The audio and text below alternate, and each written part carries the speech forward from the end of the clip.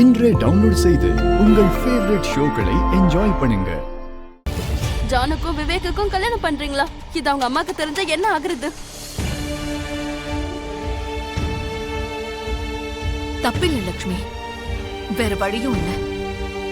ஜானுக்கும் விவேக்குக்கும் கல்யாணம் ஆகணும்னு நானும் ஆசைப்படுறேன் அத்தை. ஆனா இப்படி நடக்கணும்னு நான் ஆசைப்படல.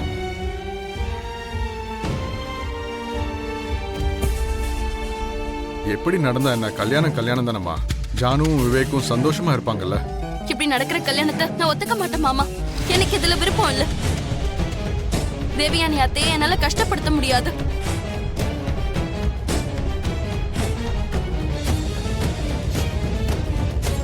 அந்த லட்சுமி என்ன கஷ்டப்படுத்தணும்னு நினைக்கிறாளா? என்னையே பழி வாங்குற அளவுக்கு அவளுக்கு தைரியம் வந்துருச்சா? விவேக்கும் சஞ்சனாவும் சேர்ந்து லட்சுமி கூட பிளான் பண்ணிருக்காங்க ஆன்ட்டி. அதோட அங்கிளும் ஆன்ட்டியும் லட்சுமிக்கு தான் சப்போர்ட் பண்றாங்க. மித்ராவும் அவளுக்கு தான் சப்போர்ட் பண்றான். எல்லாருடைய சப்போர்ட்டும் யூஸ் பண்ணி லட்சுமி உங்களை நல்லா ஏமாத்திக்கிட்டு இருக்கா.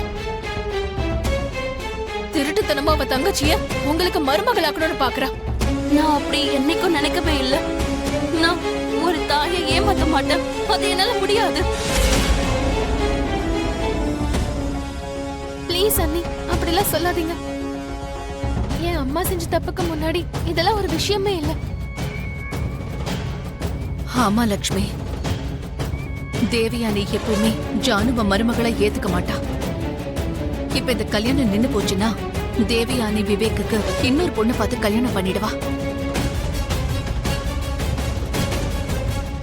அப்படி நடந்துச்சுன்னா ஜானுவோட வாழ்க்கை குட்டிச்சவரா போயிடும். லட்சுமி, எங்க பேச்ச கேளு. இந்த கல்யாணத்துக்கு ஒத்துக்கமா? என்ன மன்னிச்சிருங்க மாமா. சின்னத்தைக்கு பிடிக்காம இந்த கல்யாணம் நடந்துச்சுன்னா அவங்களால ஜானு வாழ்க்கை முழுக்க கஷ்டத்தை மட்டும் தான் அனுபவிப்பா. இல்ல லட்சுமி, விவேக் ரொம்ப நல்லவன். ஜானுவ ரொம்ப நல்லா பாத்துக்குவான். ஆமாமா, மித்ரா உன்னை கஷ்டப்படுத்தின மாதிரி அவனும் ஜானுவை கஷ்டப்படுத்திருக்கான். ஆனா இப்போ நல்லா பாத்துப்பான்.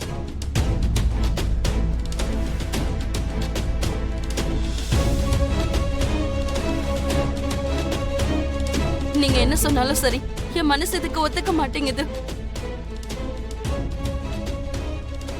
நான் நிச்சயம் சின்ன அத்தைக்கு துரோகம் செய்ய மாட்டேன்.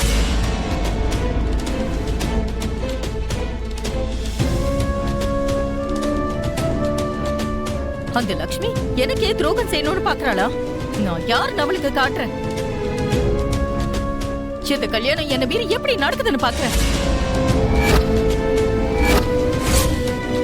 ஜானுவோட கல்யாணம் எல்லாரோட சம்மதத்தோட தான் நடக்கணும்னு நான் ஆசைப்பட்டேன்.